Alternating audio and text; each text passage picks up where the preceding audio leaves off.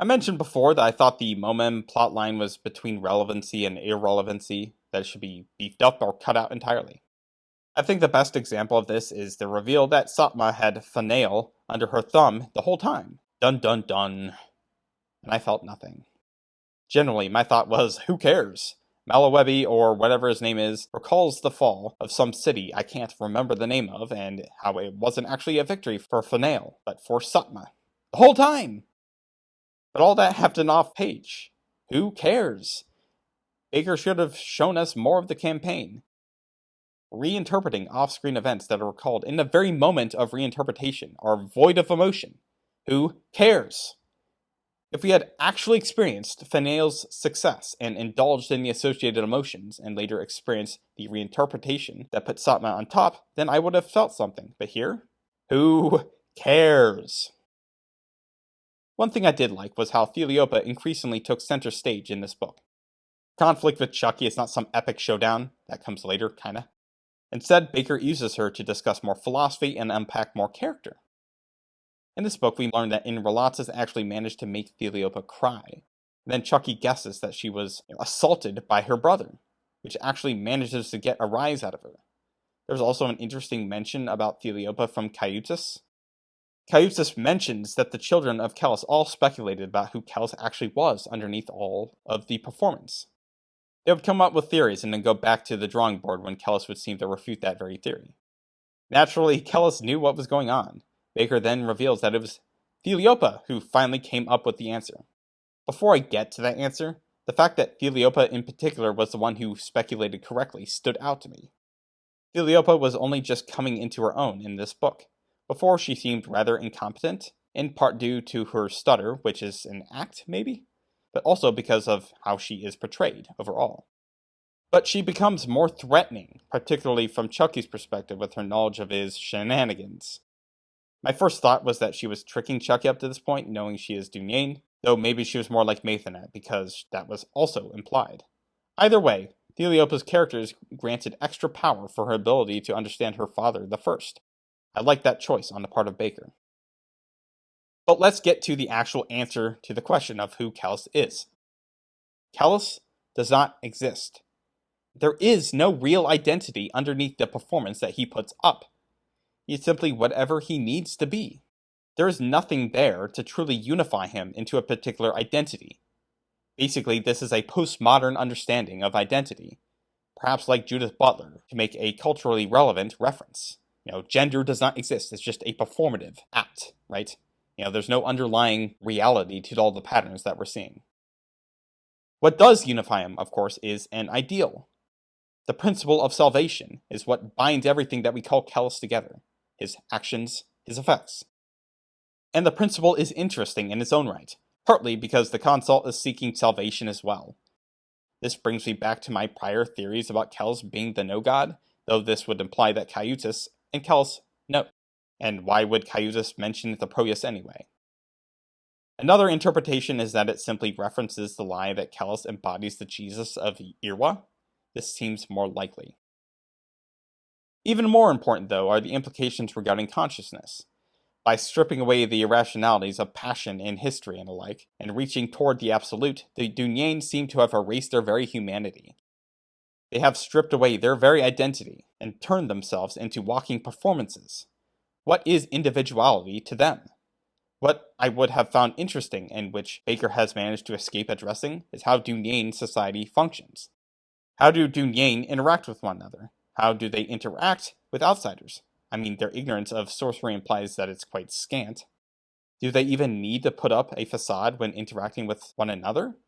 How do their abilities interact and perhaps nullify one another? Yet this view might not be fully correct. There are some interesting discussions in the Ishwal plotline that might confound this to a degree. What matters is that Bakker also seems to imply that the Dunyain still have irrational impulses, even void of emotion. This is seen when the full-blooded son of Kellus recalls grabbing the grandchild without thinking. If this is the case, then Kellus might actually exist, even in the bare form that he does.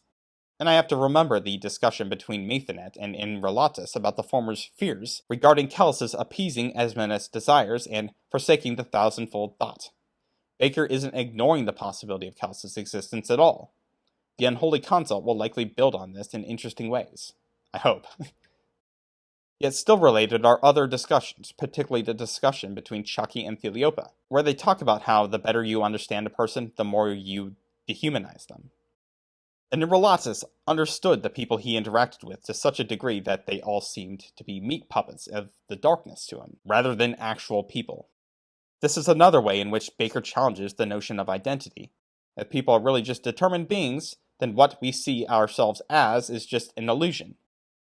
And this ties into the Dunyane's perception of self, where the son of Callus simply rejects the idea that he is even a unified entity. In his own mind, the Dunyane is simply a bundle of fractions that cause and are caused in the world. Quite literally, Bakker refers to the man as a fraction through the dialogue tags and as the subject of sentences. The Dunyane seem to have perfectly embodied this notion that our identities are just illusions that mask the truth, that we are bundles of fractions causing and being caused. But this also opens up the question about what the differences between the Dunyane and normal people is. The discussion between Caiutas and Proyas seems to imply that the Dunyane strip themselves of identity, while this discussion between Chucky and Theliopa suggests that the identity was never there for the Dunyane to strip away in the first place. Maybe the mask, the facade, was simply removed by their efforts. The essential absence of identity remains unchanged, however. This is an open question that I don't know if I have answers to. Maybe Bakker will wrap up some of this in the Unholy Consult. If Callus is the no-god, a philosophical zombie, then Bakker might add whole new dimensions here. Chucky's interactions with the White Luck Warrior are a bit hard to talk about. They are odd, and they end on a cliffhanger that just left me confused. Apparently Chucky was outside of the White Luck Warrior's view of the future. He did not account for Chucky being there, and he failed to kill Callus, instead being killed in his own right. I don't really have a problem with this idea, but the way Bakker wrote the scene was baffling in execution and completely threw me off. I mentioned in the non-spoiler review that the Momem arc just left a sour taste on my mouth, and this is what I had in mind. I know that the Unholy Consult will cover this, but I don't think Bakker should have ended it like this. The lack of clarity didn't have me asking questions about how things might proceed, but rather questions about what the hell happened. And this isn't really the right effect. As I said, this read a bit like a first draft. It is very strange. I honestly have no idea why the White Luck Warrior was unable to see Chucky. The obvious suggestion is that it has something to do with Chucky's dual consciousness, because it is the notable feature of Chucky and it still has to be unpacked. But then the philosophical implications of this escape me. The idea that the no-god can't be seen because it lacks a soul makes sense, but having two souls? I'm not sure. I'm very interested in how Bakker will take this. The climax at Momem involves a sudden earthquake that shatters the earth, breaks the walls of the city, and purportedly gives Finale the opportunity to invade. There is no straightforward explanation for why the wall falls. Satma claims credit for it, yet her goddess did not seem to benefit from the action because Callus just shows up right at the moment and kills her and Finale in quick succession. Additionally, did Yatwer need the wall to fall? She was relying on the White Luck Warrior to kill Callus and his family. I guess there is no reason not to break the wall, however. And then Callus has another possible explanation, as it happened right at his return, and the fact that he killed his daughter in the process would add a macabre spin. Though he wouldn't want to break the wall, right? We'll probably get the answer in the next book. Another thing I need to touch upon is Callus's use of a whirlwind of debris to prevent Kore from being used against him. The idea is brilliant, of course, and the first thing I thought was that this was an interesting parallel with the no-god, which is quite literally a whirlwind. I have mentioned before, and in this very review, that I theorized that Callus might be the no-god, so this might be Bakker teasing a hint of the twist. I don't think the whirlwinds serve the same purpose, however. Callus uses it to block Kore, while the no-god is not sorcerer at all, but some technate artifact. I think. In any case, only the Heron Spear can stop the no-god, so blocking Kore is not its purpose. This is just a long way of saying that this parallel is just a cool foreshadowing, rather than some practical connection, if the theory is true. I also want to briefly mention that I learned that the title of the third series was something that Bakker kept under wraps because he thought it constituted a spoiler. Unless I have bad information, the series is called The No God, apparently having been announced after the Unholy Consult dropped. This only strengthens the theory that Kellus is the no-god. I don't know why else Bakker would think the title itself was a spoiler. Penultimately, Kellus's return to Momem, aside from being long-awaited and exciting, does make me think about the story's future. It looks like Kellus might have planned to do this all along. We still don't know what his plans are overall, and we only have Maithanet's reasoning with regards to Momem and the rest of the Empire. This seems to imply that Kellus wasn't really abandoning it, given that he was preparing Proyas for taking up the mantle as the head of the Ordeal. But why did he ignore them up to this point? Probably because he didn't want them pestering him until the time was right.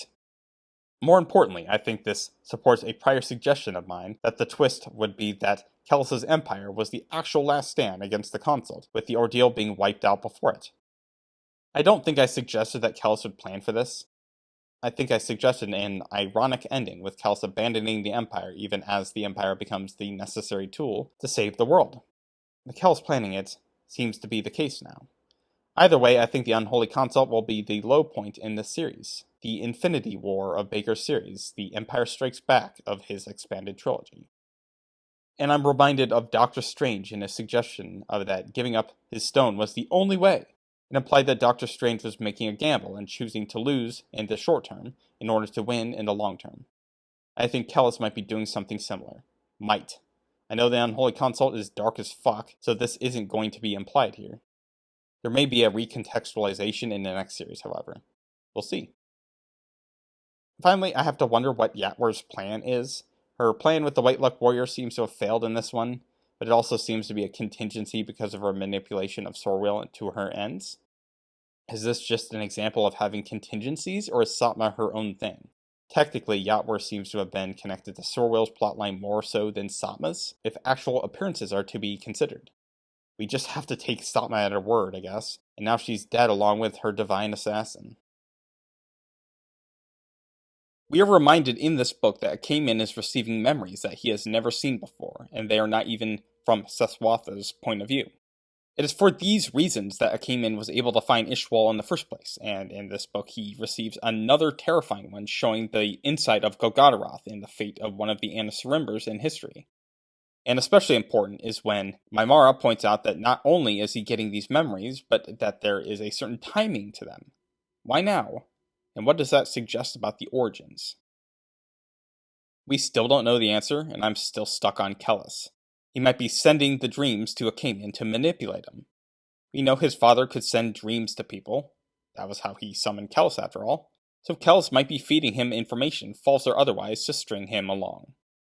We know that Kellus used Lord Kasodr to get Akaman to Ishwal, far from trying to impede his attempts to find out about the Dunyain, and then Akaman immediately suggests that Kellus destroyed his home to preempt the wizard. This makes sense. But then the sight of the Srank leads him to conclude that it was actually the Consult. But then why didn't Kellus do it? Did he expect/know that the Consult already did it? Probably. Or did he direct them, have connections to them? The revelation of Ishwal's destruction at the end of the last book is honestly kind of a cop-out.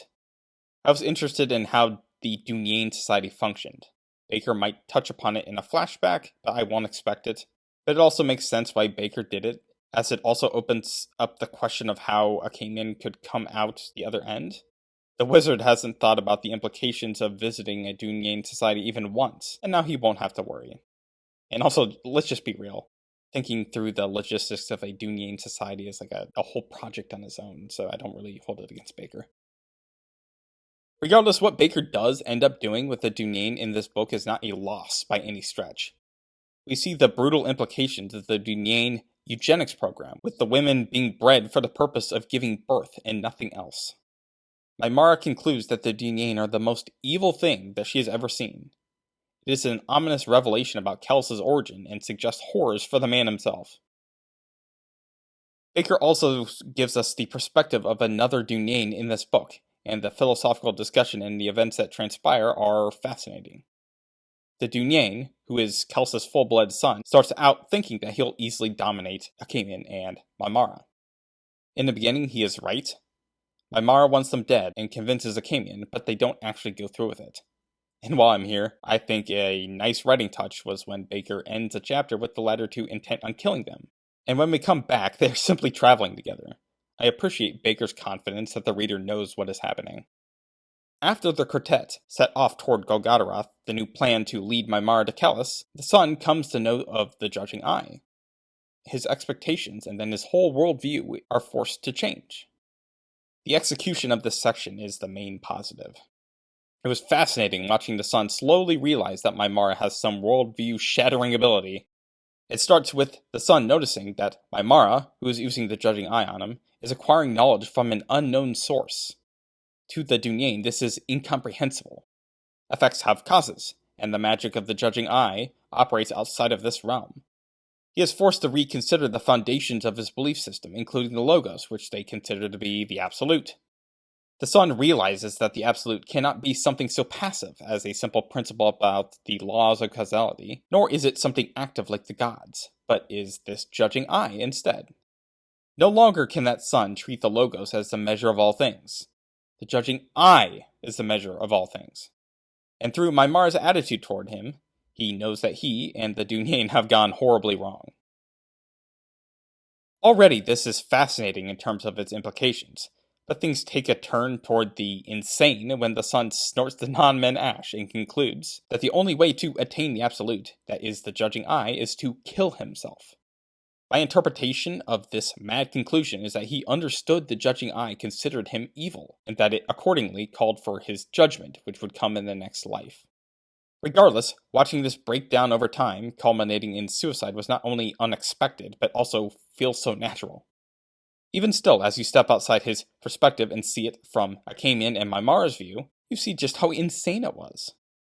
Baker's ability to use these perspective shifts to shock you is amazing. You adopt a perspective and have them follow a particular chain of logic that makes sense, only to jolt you from outside that perspective. It reminds me of how ideologies work. They usually look crazy from the outside, but inside their assumptions and their chain of reasoning, it seems completely sensible. One thing that the son got right was the importance of the judging eye. I think this is going to have world-shattering implications down the line, and naturally that makes me skeptical of it. I mentioned Thomas Kuhn's paradigm shifts earlier in this post. I think this might not just apply to Baker's metaphysics, but also to more specific things like the judging eye. The judging eye purportedly tells the viewer the morality of the things they see, but I'm wondering if this might be false. What if the eye simply shows the user's perception of good and evil, based on real facts about the person's past? So Mimara isn't actually seeing the morality of things, but instead seeing what she herself would conclude to be evil or good. This would imply that all these people aren't actually damned, but are simply considered damned by Mimara's views on the subject. Society tells her that sorcerers are all damned. The judging eye reflects that, and then this confirms her belief. I think there is further reason to entertain this possibility with the comment made by Mimara at the beginning of the book. She said the judging eye confirmed the inferiority of women. I doubt Baker thinks this, and my interpretation of the eye suggests that this might just be confirming Mimara's internalized misogyny. I guess there is reason to doubt this as well. Mimara was not necessarily convinced that sorcery was damned before she got the judging eye, was she? From what I remember, this confirms something she, at the very least, was not settled on. I don't know. Regardless, how will this play into the finale with their interactions with Kellis? Almost certainly seeing him as evil? Can't wait to find out. Also, an addendum, I forgot to talk about the return of Nair.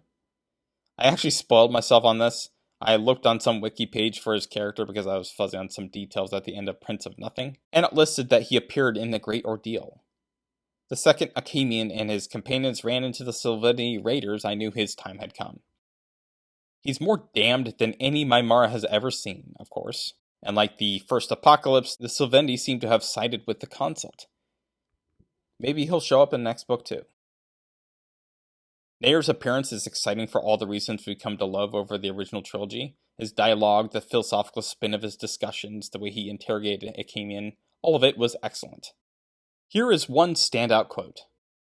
Had they faces like fingers, you would cry out for swords and fire. But no, they possess souls like fingers instead.